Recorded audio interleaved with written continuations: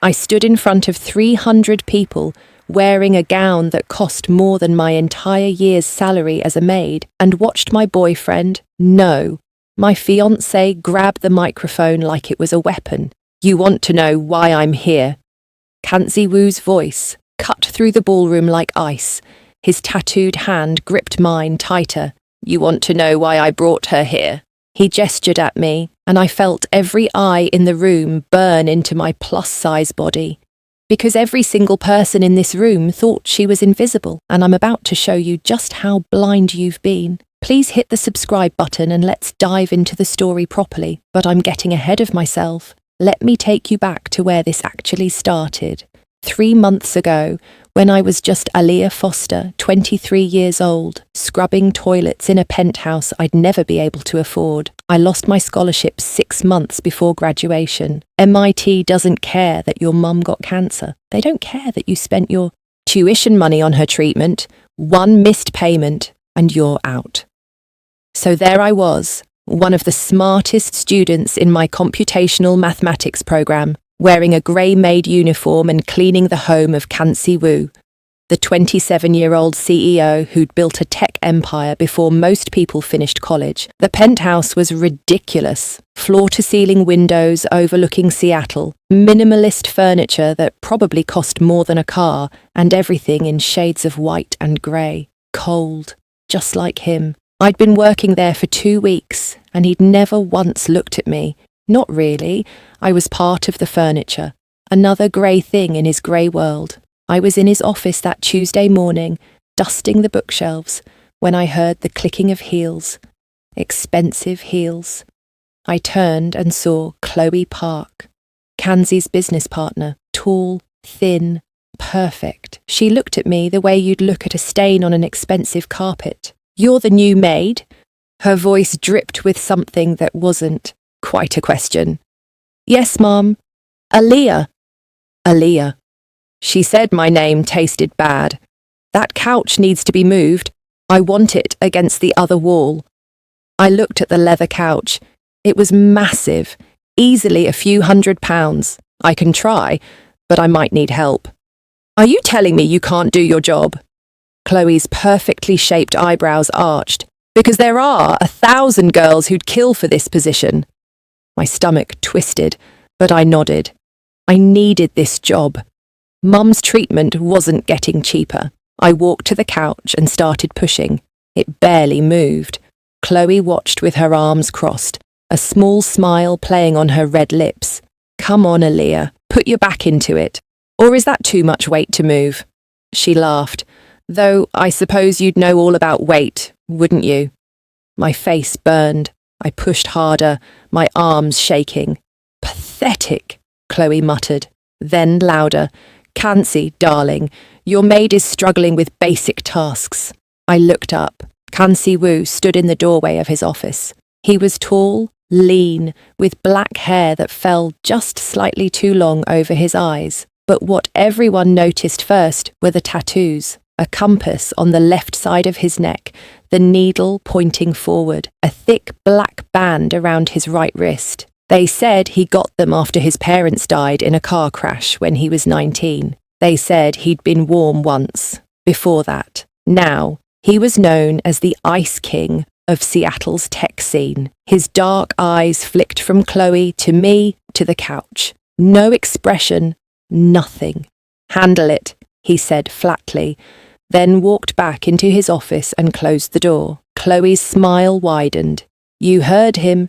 Handle it." I spent the next 20 minutes pushing that couch inch by inch across the floor, my arms screaming, sweat soaking through my uniform. Chloe sat in a chair, scrolling through her phone, occasionally making comments about how some people just aren't cut out for physical labour, and maybe she should try a job that doesn't require moving. When I finally got the couch in place, Chloe stood, walked over and tilted her head. "Actually, I liked it better where it was. Move it back." Something inside me cracked, but I looked at her perfectly made-up face and thought about Mom in that hospital bed, and I swallowed every ounce of dignity I had left. "Yes, ma'am." I was halfway through moving it back when Chloe got a phone call and left, her laughter echoing down the hallway. I sat on the floor next to that stupid couch and let myself cry for exactly 2 minutes. Then I got up and finished my work. That night, I was cleaning Cancey's home office. It was 10 p.m. He worked late every night, usually in the main office downtown. But tonight, he was in the glass-walled conference room adjacent to his home office, on a video call with someone in Tokyo. I could see him through the glass, his face illuminated by the blue light of his laptop screen, cold, focused, untouchable. I was dusting his desk when I saw the papers. Financial projections for his company's new AI division. I shouldn't have looked. I was just the maid. But I'd spent 3 years studying computational mathematics and algorithmic modelling at MIT. My brain couldn't help but process the numbers. And the numbers were wrong. Not slightly wrong. Catastrophically wrong. Someone had miscalculated the server load distribution for their new product launch. If they went live with these projections, they'd crash within 48 hours of launch. It would cost the company millions, maybe tens of millions. My phone rang. Mum. I answered without thinking. Hey, sweetie. Her voice was weak, tired. How's the job? It's fine, Mom. I kept my voice steady, even though I wanted to scream about Chloe and the couch and the humiliation. You sound tired. I am. But it's okay. The pay is good. I looked at those numbers again, my brain racing through the calculations. Mum, I found something today. Something important. What do you mean? I paced the office, the phone, pressed to my ear. I didn't realise Cancey's call had ended. I didn't realise he could hear me through the office's connected speaker system that he'd left on for his next meeting. There's this project at work, I said. It's brilliant, Mum. The concept is revolutionary, but there's a critical error in the load distribution algorithm. If I'm right, and I'm pretty sure I am, this thing is going to fail spectacularly, and nobody here sees it. Shouldn't you tell someone? I laughed bitterly. Tell them what? Hi, I'm the maid, but I used to study advanced mathematics at MIT before I had to drop out to pay for your cancer treatment. And by the way, your multi-million-dollar project is doomed. They'd laugh me out of the building, Mum. Oh, honey, it's fine, really. I sank into Cancey's leather desk chair, exhausted. They treat me like I'm invisible here, Mum, like I'm nothing. This woman today, she made me move a couch back and forth just to humiliate me, made comments about my weight, about how pathetic I am. If you are loving this story so far, hit the subscribe button below. Aaliyah, you're not pathetic. I feel pathetic, Mom. I feel like I'm wasting everything I worked for. But I'll stay. I have to, because you need that treatment, and this job pays enough to cover it. My voice cracked. I just wish someone here saw me as more than the chubby maid who scrubs their floors. Someone will see you, baby. I promise. Maybe. I wiped my eyes. I should go. I love you. I love you too.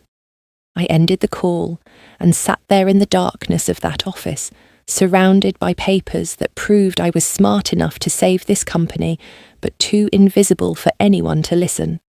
I put my head in my hands and let myself feel sorry for myself for just one moment. What did you mean about the load distribution algorithm?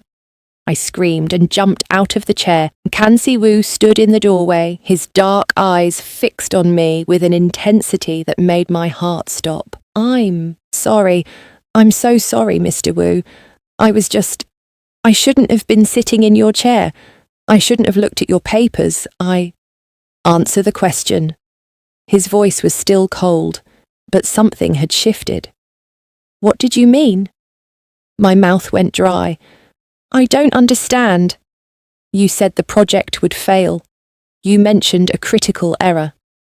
He walked into the room, moving like a predator. Explain. My brain scrambled. I could lie. I could pretend I didn't know what I was talking about. But I looked at those papers, and I looked at him, and I thought about Mom, and something inside me decided to stop being invisible. The server load distribution for your AI product launch, I said quietly.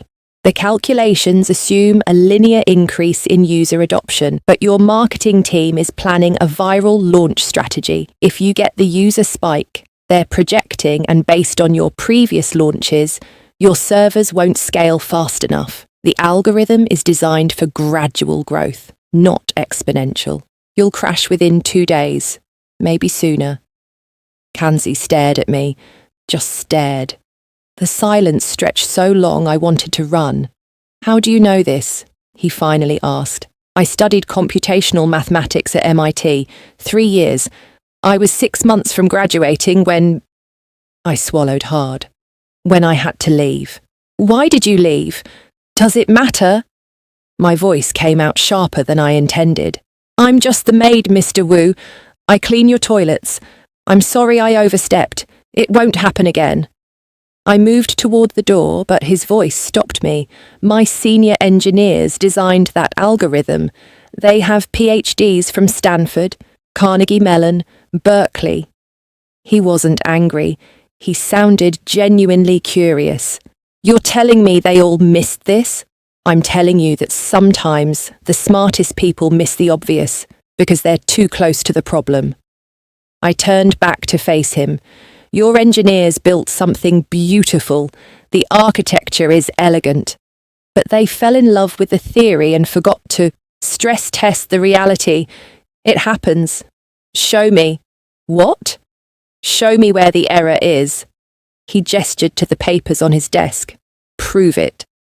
My hands shook as I walked back to the desk. I spread out the projection papers, found a blank sheet, and started writing. Numbers flowed from my pen like water. I talked as I wrote, explaining the cascade failure points, the bottleneck vulnerabilities, the exponential growth curves they'd failed to account for. I forgot I was the maid. I forgot about the couch and Chloe's cruelty. I was just Alia Foster again, the girl who'd once been told she had a gift for seeing patterns others couldn't. When I finished, I looked up. Kanzi was leaning against his desk, arms crossed, those dark eyes studying me like I was a puzzle he needed to solve.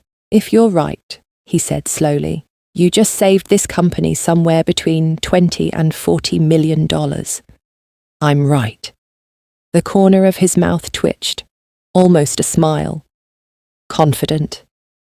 I'm good at math, Mr. Wu. It's the one thing I've always been good at. He picked up my calculations, studying them. Why didn't you tell anyone about this? Because I'm the maid. I gestured at my grey uniform. Because your business partner spent this afternoon making me move furniture back and forth to humiliate me while making jokes about my weight. Because people like me don't get listened to by people like you. Something changed in his expression. The coldness cracked, just for a second, and I saw something underneath. Something that looked almost like pain. People like me. He repeated quietly. Rich, powerful, surrounded by people with impressive degrees. I shrugged. I'm nobody, Mr. Wu. I'm the help. That's all I'll ever be here. He set down the papers and looked at me for a long moment. What's your full name? Alia Foster. Alia Foster, he said, like he was memorizing it. Starting tomorrow, you're no longer working as a maid. My heart dropped. You're firing me. I'm promoting you, executive consultant. You'll work directly with me on the AI project. The salary is $200,000 a year to start. The room spun. I don't get you, Mr. Wu. I didn't finish my degree. I don't care about your degree. I care that you saw something in 20 minutes that my entire engineering team missed in 6 months. He grabbed his phone and started typing. You'll start Monday. Someone from HR will call you tomorrow with the details. Why? The word burst out of me. Why would you do this? He looked up from his phone, and for the first time I saw him really see me. Not the maid, not the uniform, me.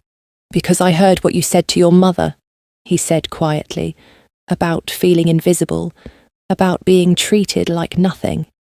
His hand went to the black band tattoo on his wrist, a gesture that seemed unconscious. I know what that feels like. To be brilliant and have no one see it. To be broken and have everyone pretend you're not.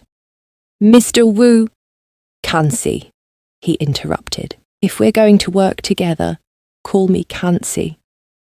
I left that penthouse at midnight, my head spinning, my heart racing. I called Mom from the parking garage and burst into tears the moment she answered. Baby, what's wrong? Nothing's wrong, I sobbed. Everything's right. Mum, everything just changed. The next morning, I got a call from Kansi's head of HR. The job was real. The salary was real. They were overnighting contracts to my apartment. I sat on my lumpy couch in my tiny studio and stared at the papers, certain I'd wake up and discover this was all a dream. But it wasn't a dream. Monday morning, I walked into Wu Technologies, wearing clothes I'd bought over the weekend. Professional clothes that actually fit my plus-size body properly, that made me feel competent instead of hidden. I took the elevator to the executive floor, my heart pounding so hard I thought I might pass out. The receptionist's eyes widened when I gave my name. Oh, you're Aaliyah Foster. She said it like I was someone important, like I was someone who mattered. Yes. Mr. Wu asked me to bring you straight to his office when you arrived. I followed her down a hallway with floor-to-ceiling windows overlooking the city. She knocked on a massive door, then opened it. Kansi's office was enormous, modern, cold, like his penthouse. But he was there, standing by the window in a black suit, and when he turned to look at me, something in his expression was different than it had been before. Warmer. Aaliyah. He said my name like it meant something. Come in. The receptionist left, closing the door behind her. I stood there awkwardly, clutching my new briefcase. I wasn't sure you'd come, Kansi said. Why wouldn't I? Because I heard the rest of what you said on Friday night about how people here treat you. He walked toward me, and I noticed again how tall he was, how the tattoos on his neck and wrist made him look dangerous and beautiful at the same time. I want you to know that's going to change. Kansi, you don't have to. Yes, I do. His voice was firm. You were right. About the algorithm, about being invisible, about all of it. And I'm going to make sure everyone in this building understands that you're not the maid anymore. You're essential. Something in the way he said essential made my stomach flutter.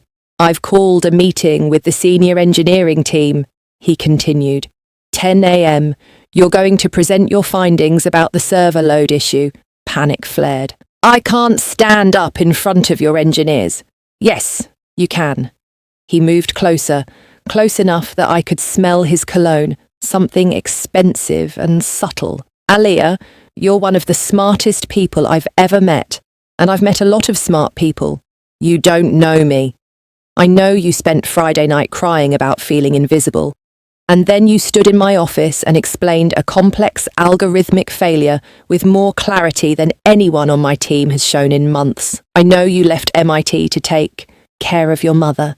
I know you're brave enough to take a job scrubbing floors to save her life. If this story is touching your heart so far, hit the subscribe button below, like, and comment. Plus size are always good. Know that you're exactly the kind of person I want working beside me.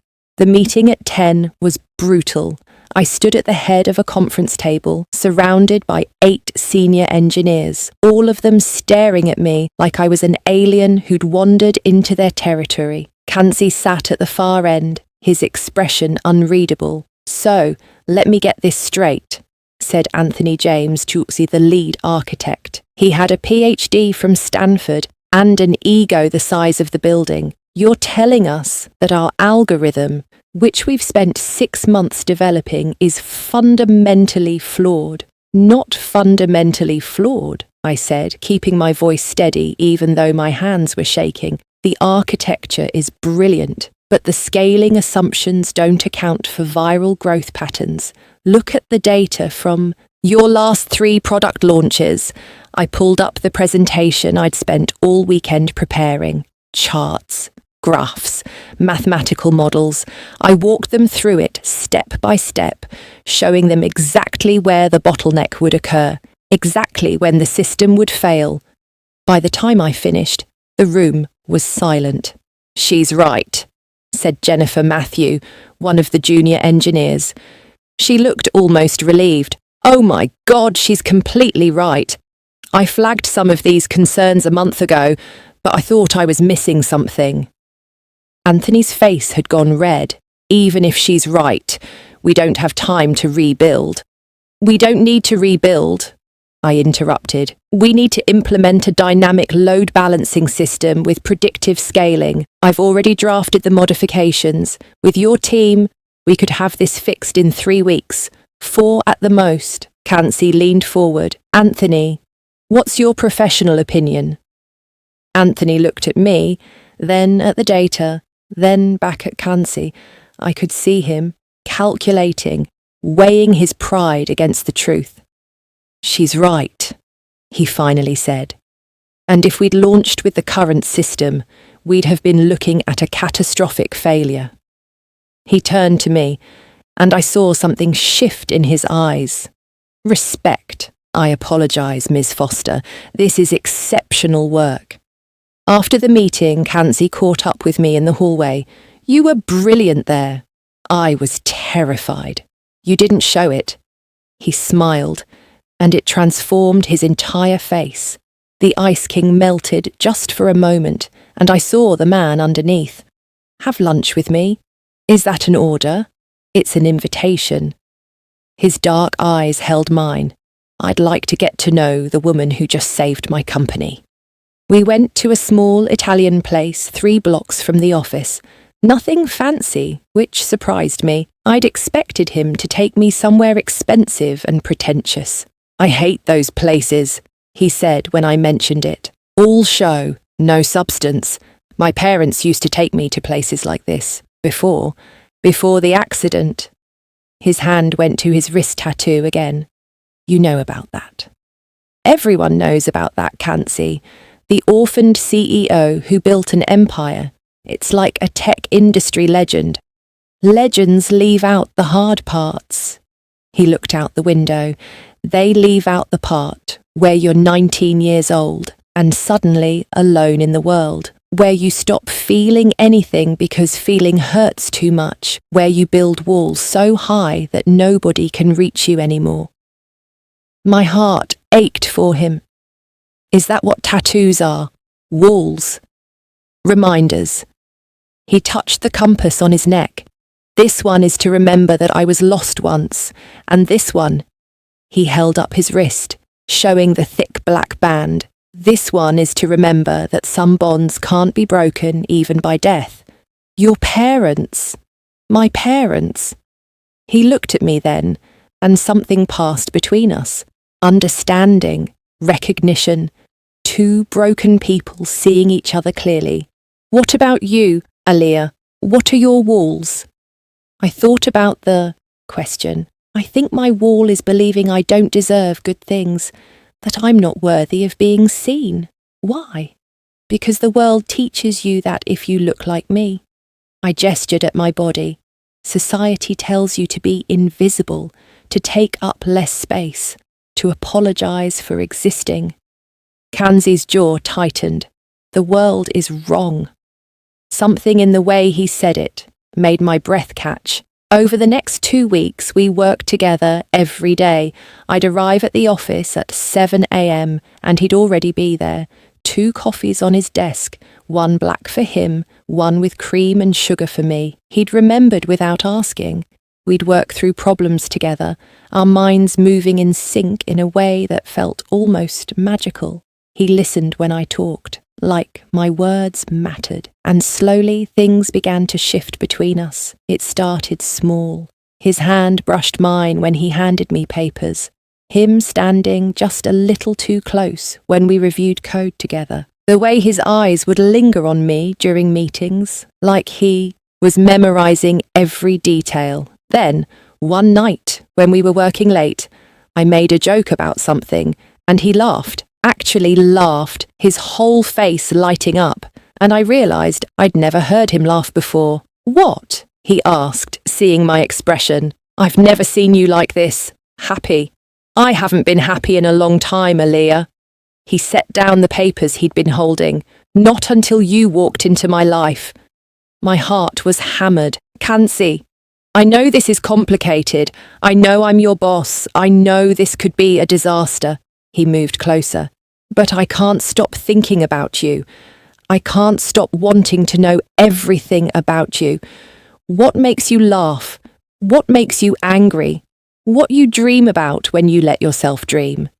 "I dream about being seen," I whispered. "Not as the fat girl or the dropout or the maid, just seen." "I see you." He reached out and tucked a strand of hair behind my ear, his fingers lingering on my cheek.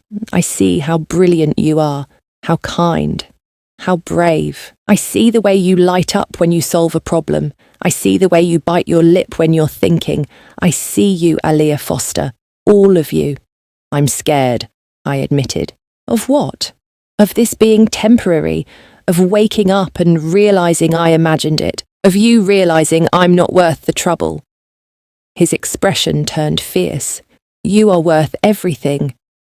He kissed me then, soft and gentle, like I was something precious, like I was something worth cherishing. I'd been kissed before, but never like this. Never by someone who looked at me like I was a miracle. When we pulled apart, he pressed his forehead to mine. "I want to do this right. I want to take you to dinner. I want to show you off to the world. I want everyone to know that you're mine, if you'll have me." "Yes," I breathed. "Yes." The next 2 weeks were the happiest of my life. Kanzi took me to dinner at beautiful restaurants, and when people stared at us, at the billionaire CEO with the plus-size woman, he'd pull me closer and kiss me in front of everyone. He bought me flowers.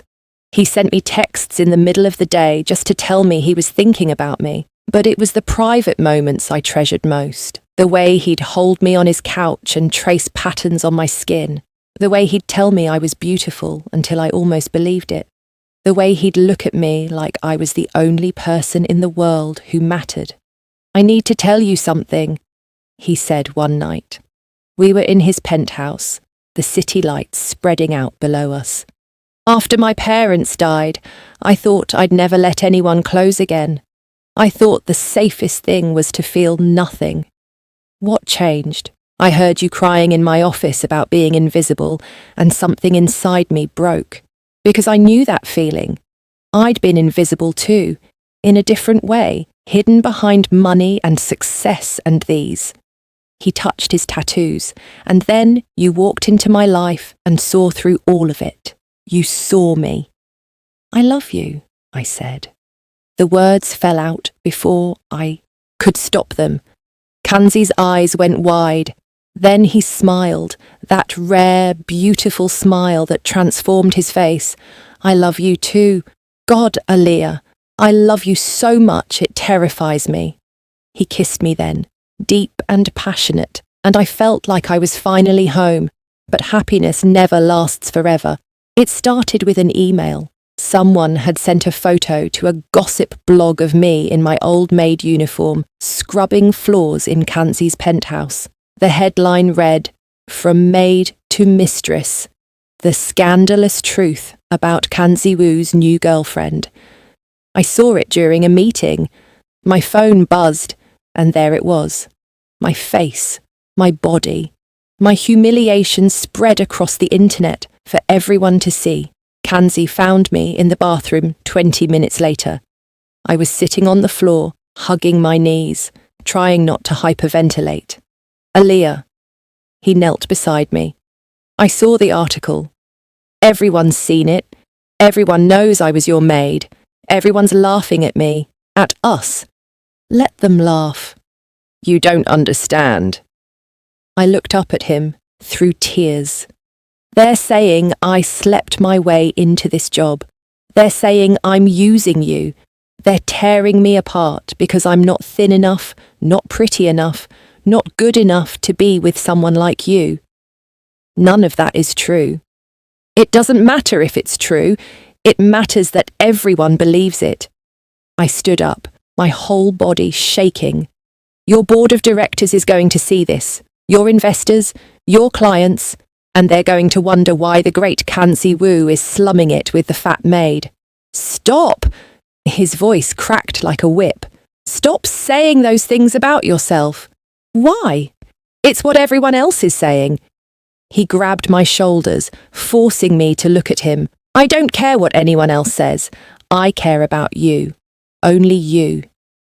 But the damage was done. Over the next 3 days, the story exploded.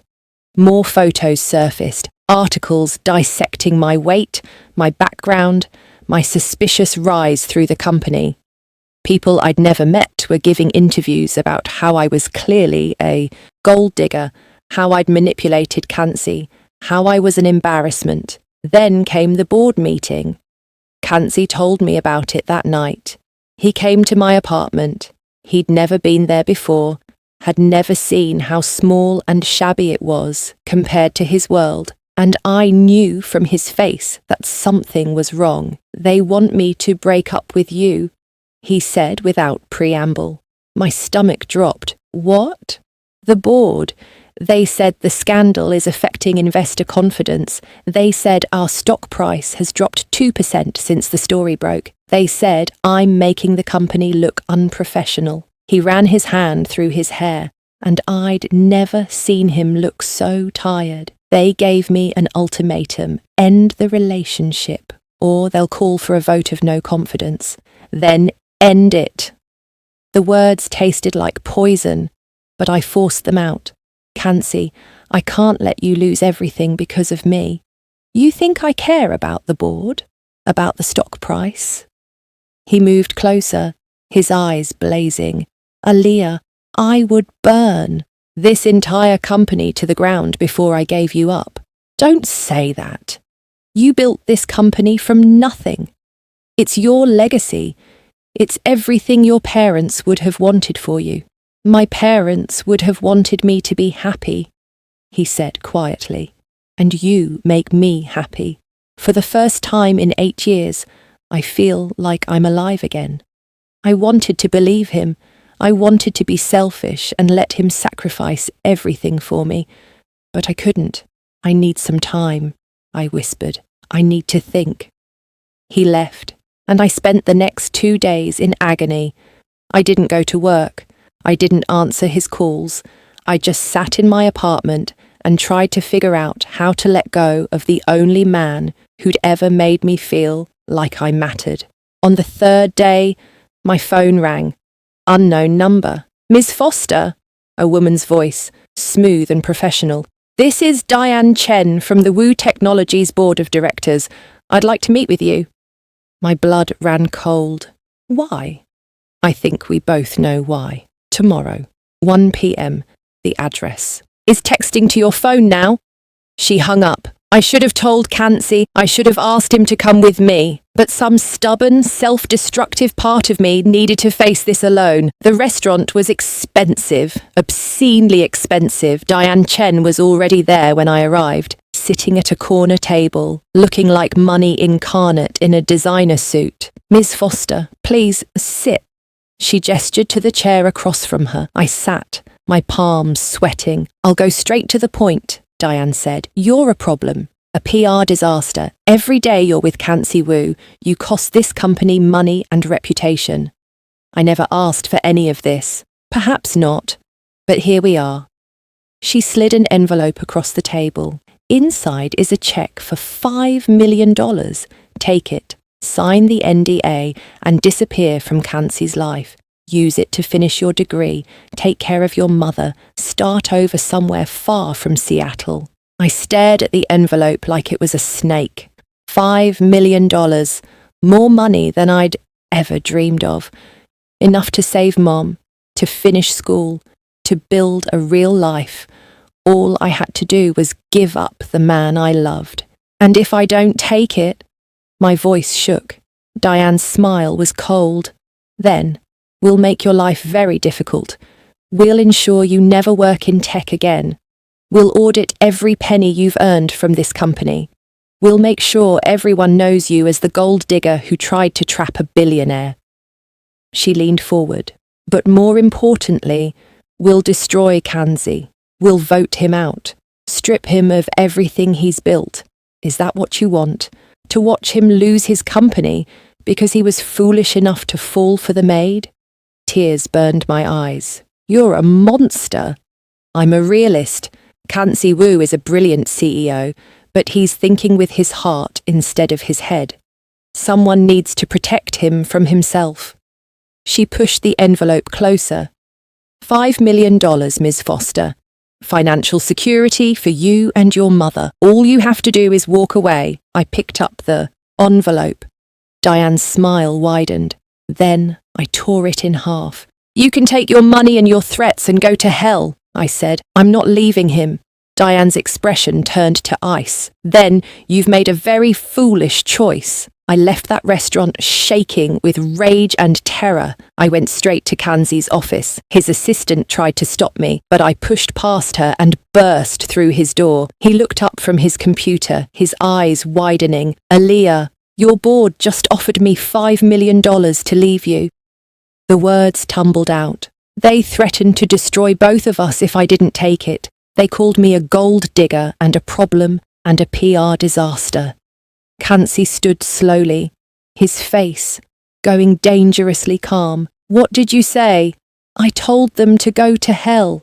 Something fierce and possessive flashed in his eyes. He crossed the room in 3 strides and kissed me hard. I'm going to fix this, he said against my lips. I'm going to fix all of this. How?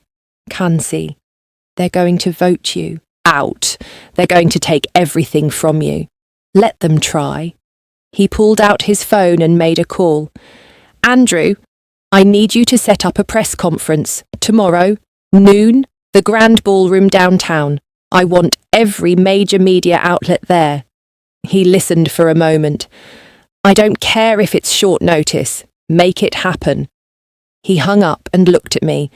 Tomorrow, I'm going to show them exactly who you are, and I'm going to dare anyone to say a word against you. The next day, I stood backstage at the Grand Ballroom in a gown that Kanzi had commissioned for me, deep blue silk that fit my curves perfectly, that made me feel like royalty instead of someone to be hidden. A stylist had done my hair and makeup. I looked in the mirror and barely recognized myself. You're beautiful, Kanzi said, appearing behind me. He was in a black suit, looking devastating. You've always been beautiful, but right now, you're magnificent. I'm terrified. So am I. He took my hand. But I'm more terrified of losing you, so we're going to walk out there together, and I'm going to tell the truth. The ballroom was packed, cameras everywhere, reporters, investors, board members. I saw Diane Chen in the front row, her face carefully neutral. I saw Chloe Park near the back, her arms crossed. Kanzi walked to the microphone, still holding my hand. The room fell silent. Thank you all for coming on such short notice, he began. I called this conference because I'm tired of letting other people control the narrative about my life and my company. There's been a lot of speculation about my relationship with Ms. Aaliyah Foster, so let me be very clear. He turned to look at me, and the love in his eyes made my breath catch. 3 months ago, Aaliyah was working as a maid in my home, not because she wasn't brilliant, not because she wasn't educated. She has 3 years of advanced mathematics from MIT, but because life is cruel and unfair, and sometimes the most talented people end up invisible. He turned back to the crowd. One night, I overheard her explaining a critical flaw in my company's new product launch, a flaw that would have cost us tens of millions of dollars, a flaw that my senior engineers, with all their fancy degrees and impressive resumes, had completely missed. She saved this company, and all I did was finally see her. Murmurs rippled through the crowd. Since then, she's revolutionized our approach to AI architecture. She's brought innovations that have increased our projected revenue by 40%. She's brilliant, dedicated, and worth 10 of anyone else in this company. His voice hardened, but none of that matters to some people, because Aaliyah doesn't look like what they think a tech executive should look like, because she's plus size, because she started as the help. He had me closer. My board of directors told me to break up with her. They offered her $5 million to disappear. They threatened to vote me out if I didn't comply. He looked directly at Diane Chen. So here's my response. Go ahead, vote me out. Take the company, because I will not sacrifice the woman I love for anyone's comfort or profit margin. The room erupted. Cameras flashed. Reporters shouted questions. Kanzi ignored them all. He turned to me, and in front of 300 people and countless cameras, he got down on one knee. My heart stopped. Aaliyah Foster, you walked into my life when I'd forgotten how to feel anything. You showed me that being seen is the greatest gift we can give each other. You made me believe in love again. He pulled out a ring, a stunning sapphire surrounded by diamonds. I don't care what anyone thinks. I don't care about the board, or the stock price, or the scandal. I care about you. Only you. Will you marry me? Tears streamed down my face. The entire ballroom held its breath. Yes, I whispered. Then louder. Yes. He slid the ring onto my finger and stood, pulling me into his arms and kissing me like we were the only two people in the world. The ballroom exploded with noise, some cheering, some gasping, some clearly shocked. When we finally pulled apart, Kanzi turned back to the microphone. One more thing. Effective immediately, Aaliyah Foster is promoted to Chief Innovation Officer. She'll report directly to me and have full authority over all AI development projects. Anyone who has a problem with that can submit their resignation by the end of business today. He looked out at the crowd, his eyes hard. I built this company from nothing after my parents died. I did it alone, in the dark, thinking that was the only way to survive. But Aaliyah taught me that being seen, being vulnerable, being human, that's not weakness, that's strength. And I'll be damned if I let anyone make her feel small ever again. We left that stage hand in hand, and I swear I felt 10 feet tall. The aftermath was chaos. 3 board members resigned within a week. The stock actually went up 5% because investors loved the authenticity of what we'd done. Articles called it the most romantic corporate press conference in history, but my favourite part wasn't the headlines or the vindication. It was 3 months later, at our wedding. We got married in the penthouse, where I'd once scrubbed floors, but now every surface was covered in flowers. I wore a custom gown that celebrated every curve. Mum was there, healthy and crying happy tears. Kanzi's few close friends, my old roommate from MIT who'd flown in from Boston. When Kanzi said his vows, he cried, the Ice King, crying in front of everyone. You made me believe I deserved to be happy, he said, his voice breaking. You saw through every wall I'd built and loved me anyway. And I promise you, Aaliyah, I will spend every single day for the rest of my life making sure you feel seen, making sure you know you're valued, making sure you understand that you're not just enough, you're everything. I couldn't even get through my own vows without sobbing. Now, 6 months after that wedding, I work beside my husband every day. I'm the chief innovation officer of a billion-dollar company, and I'm damn good at my job. I've published 3 papers on AI architecture. I finished my MIT degree online. Mum's cancer is in remission, but more than any of that, I wake up every morning next to a man who looks at me like I hung the moon, who traces his fingers over my curves and tells me I'm perfect, who kisses the compass tattoo on his neck and says I'm his true north. Sometimes I still can't believe this is my life, that the invisible maid became the CEO's wife, that the girl who felt worthless found someone who treats her like a queen. But then Kanzi pulls me close and whispers, I see you, Aaliyah Foster Wu, will always see you. And I believe him. Thank you for watching if you have made it this far. If you enjoyed this story of love, transformation, and finding your worth, please hit that subscribe button and comment you want. More of Plus Size Stories below. Tell us what your thoughts are. What was your favourite moment? The end.